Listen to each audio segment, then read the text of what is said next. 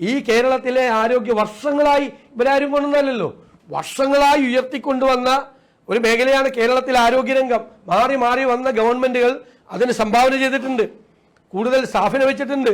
വീണ്ടും വേണം, ഒരുപാട് കാര്യങ്ങൾ വേണം. ഇത് തീർത്തും അവഗണനയാണ്. മന്ത്രിയുടെ ഓഫീസിൽ വേറെ ആരാണ് ഭരിക്കുന്നത്? അവരല്ല ഭരിക്കുന്നത്, വേറെ ആളുകളുടെ നിയന്ത്രണത്തിലാണ്.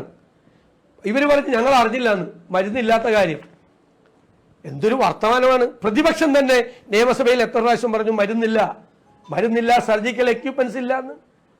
മുഖ്യമന്ത്രി നിലമ്പൂരിൽ വന്ന് പറഞ്ഞാൽ എന്താ? കേരളം ധനപ്രതിസന്ധിയിലാണ് എന്ന് പറയുന്നത് വികസന വിരുദ്ധരാണെന്ന്.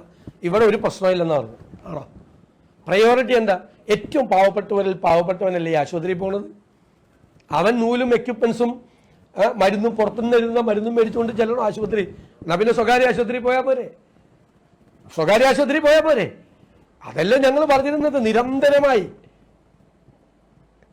അവഗണനയുണ്ട്, ശ്രദ്ധയില്ലായ്മയുണ്ട്. എന്നിട്ട് 15 കൊല്ലം മുമ്പുള്ള പേഷ്യൻസിൻ്റെയും ഇപ്പോഴത്തെ പേഷ്യൻസിൻ്റെ താരതമ്യപ്പെടുത്തി പറയുക, പുരോഗതി കാണിക്കാൻ. എന്നാൽ പിന്നെ ഒരു 25 കൊല്ലം ആയിക്കോട്ടെ, കമ്പയർ 25 കൊല്ലം മുമ്പുള്ള സ്ഥിതി.